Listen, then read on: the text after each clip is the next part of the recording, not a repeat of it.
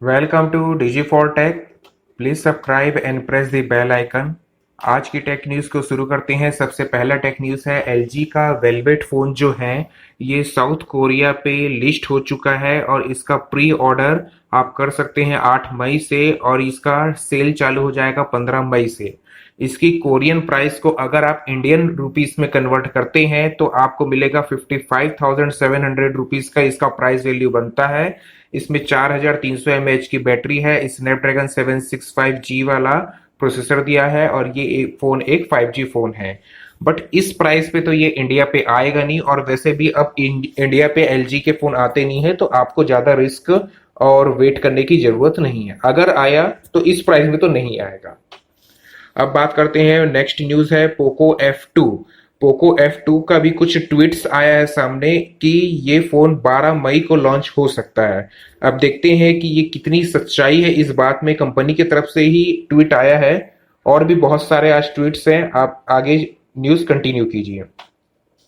Vodafone और idea ने पहले तो डबल डेटा ऑफर निकाला था, उसके बाद उसको कुछ सर्कल्स पे बंद कर दिया था। उसके बाद अब कंपनी ने फिर पैन इंडिया यानी कि ऑल ओवर इंडिया बेसिस पे वापस से वोडा और आइडिया के सभी कस्टमर को डबल डेटा का ऑफर बेनिफिट दे दिया है। यानी कि कंपनी के पास जो 1.5 GB वाले प्लान थे उसमें आपको 3 GB मिलेगा, जो कंपनी के पास 2 GB वाले प्लान थे उसमें आपको 4 GB डेटा मिलेगा। और ये वैलिडेबल है, चाहे आप 28 दिन वाला प्लान यूज करें, चाहे 56 दिन वाला, चाहे 84 दिन वाला।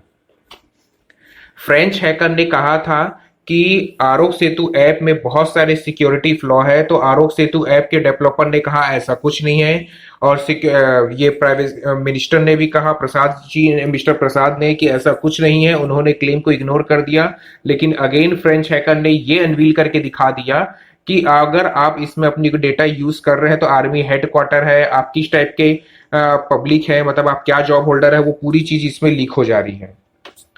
रेडमी के जो चीफ है लू वेबिंग ने एक टीज किया है कि अपकमिंग 5G फोन रेडमी का एक बजट सेगमेंट पे आ सकता है इसी महीने, जो कि रहेगा आ सकता है मे बी मीडियाटेक के डायमेंसिटी 800 सीरीज प्रोसेसर के साथ।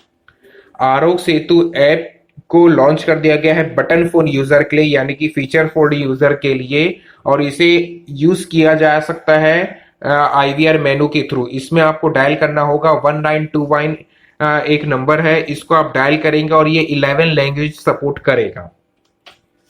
एनएफसी जो है, अब नया रिसर्च सामने आया है कि एनएफसी जिससे हम लोग डेटा ट्रांसफर करते थे, अब उसकी मदद से वायरलेसली स्मॉल डिवाइसेस जैसे कि ईयरफोन है, ट्रूली वायरलेस ईयरफोन है, ब्लूटूथ वाले ईयरफोन और छोटे छोटे जो एकदम बेसिक टाइप वाले जो आईओटी डिवाइसेस होते हैं उस पे आप पावर सप्लाई कर सकते हैं, यानी कि उसे रिचार्ज कर सकते हैं।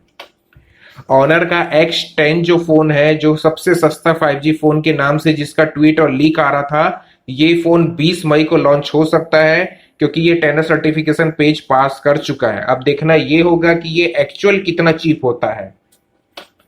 Xiaomi ने भी टीज कर दिया है कि वो 8 मई को इंडियन मार्केट पे अपने कुछ आईओटी डिवाइसेस को भी लॉन्च करेंगे। इसमें आईओटी डिवाइस पे रहेगा एमआई का बॉक्स और एमआई का टीवी स्टिक। ये सिंपल आपके नॉर्मल टीवी को एंड्रॉयड टीवी पे कन्वर्ट कर देगा। अब देखना ये रहेगा इसका प्राइस क्या रहता है। मतलब आप ये मान के चलिए 8 मई को एमआई की तरफ से मी 10 आएगा, उसके अलावा मी बॉक्स, मी टीवी स्टिक, उसके अलावा मी ट्रूली वायरलेस ईयरबड भी आएगा।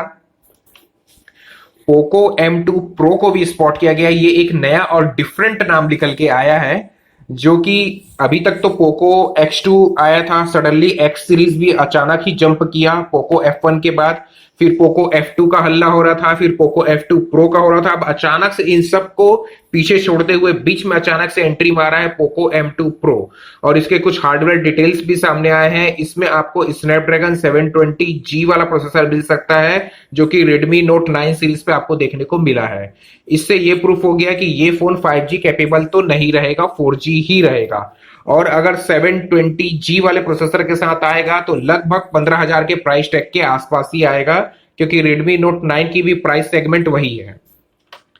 चाइना प्लान कर रहा है कि वो अपना स्पेस स्टेशन 2022 तक कंप्लीट कर ले अब वैसे तो सबसे पहले स्पेस स्टेशन कंप्लीट किया है यूएस ने, फिर यूरोप है, रसिया है, अब चाइना भी अपना उसमें नंबर जोड़ना चाहता है।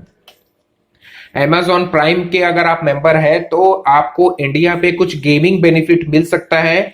Amazon काफी सारे जैसे लूडो, चेस, इस टाइप के छोटे छोटे जो डेमो टाइप के गेम हैं उसे आपके लिए अनवील करने वाला है, लेकिन इन द ऐप में ही करना पड़ेगा आपको। कोई थर्ड पार्टी ऐप या गेम ऐप लॉन्च करेगा ऐसा कुछ नहीं, डायरेक्ट आप Amazon से ही यूज कर पाएंगे।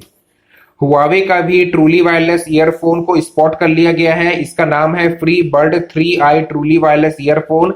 एक्टिव नॉइस कैंसिलेशन के साथ ये आएगा और ये 20 मई को ये भी लॉन्च हो सकता है। और इसकी इंडियन रुपीस रफली कन्वर्सेशन के बाद आई है 23,400 रुपए।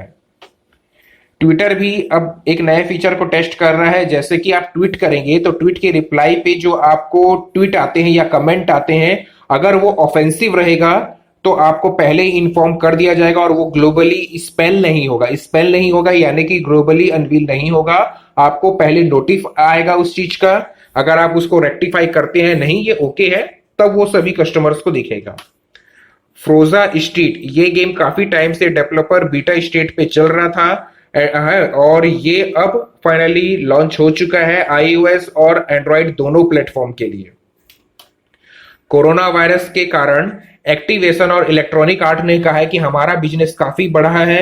Q1 2020 पे लगभग 102 मिलियन यूजर्स हमारे ऑनलाइन आ गए हैं और घर बैठे ही गेम खेल रहे हैं, तो काफी बड़ा नंबर निकल के आता है। अब देखते हैं ये है कि कितने लोग इसे आगे भी कंटिन्यू करते हैं जब ये सब चीज नॉर्मल हो जाता है उसके बाद। एप्पल का WWDC 2020 है वो ऑनलाइन कंडक्ट होगा 22 जून को और वर्चुअली इसे कंडक्ट किया जाएगा और आप इसका मजा ऑनलाइन ले सकते हैं। रेडमी का जैसे कि मैंने कहा था एक फोन को स्पॉट किया गया है कि Dimensity 800 सीरीज प्रोसेसर के साथ ये आ सकता है और ये फोन हो सकता है लगभग 15,000 के प्राइस टैग के आसपास। मीजू का 17 प्रो जो अपकमिंग फोन आने वाला है, मीजू की तरफ से फ्लेक्सी फोन है। इसमें आपको वायरलेस चार्जिंग का सपोर्ट मिलेगा 27 वॉट का और वायर से चार्ज कर सकते हैं आप 40 वॉट का।